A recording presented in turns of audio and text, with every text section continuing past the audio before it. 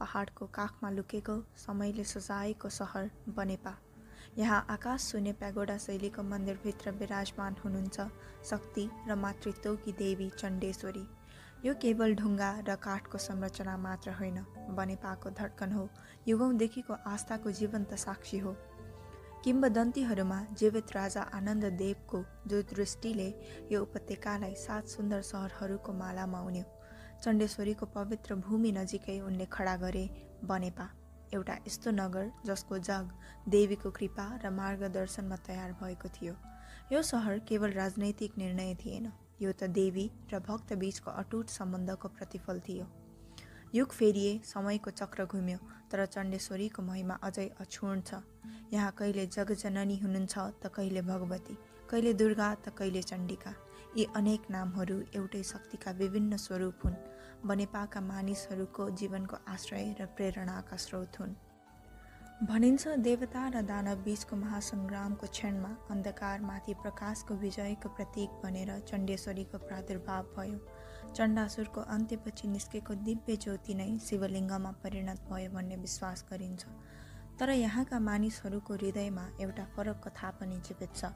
पराजित हुनुअघि त्यही राक्षसले स्थापना गरेको शिवलिङ्ग, शक्ति र समर्पणको अनौठो सङ्गम।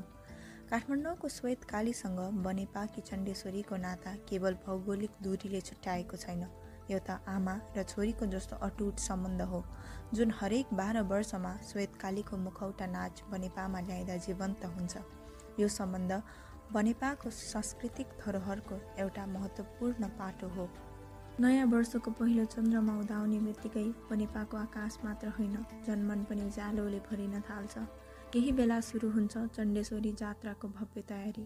नाइङ्की बाजाको करुण धुनले वातावरणलाई एक अनौठो रहस्य पस्किन्छ। अनि आउँछ त्यो प्रतीक्षित रात, मट्ट पूजाको रात। पुरानो दरबारबाट सुरु भएको दीपहरूको लस्कर बग्दै जान्छ चण्डेश्वरी मन्दिरतिर, एउटा जीवित प्रकाशको नदी जस्तो। सयौँ हातहरूले समातिएका ती बत्तीहरू केवल ज्योति होइनन्, देवीप्रति गरिएको श्रद्धा र आस्थाका सङ्केत हुन्। बिस्तारै आकार लिन्छ एउटा विशाल रथ, आस्था र कलाको अद्भुत सङ्गम।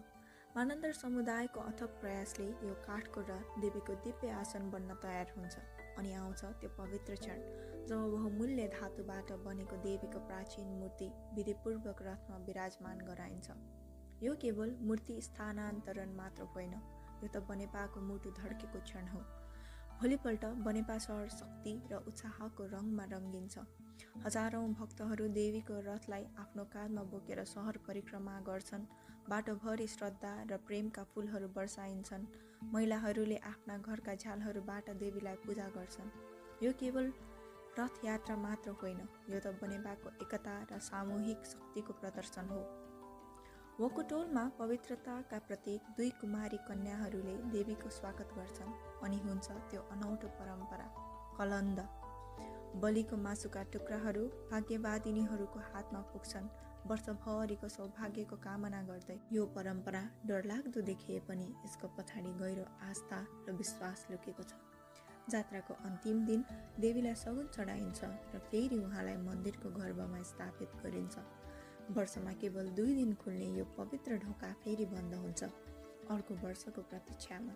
तर चण्डेश्वरी बनेपाका मानिसहरूको हृदयमा सधैँ जीवित रहनुहुन्छ, उहाँहरूको आस्था र संस्कृतिको अटुट धरोहर बनेर। यो जात्रा केवल एक पर्व मात्र होइन, यो त बनेपाको पहिचान हो, यहाँका मानिसहरूको जीवनशैली हो।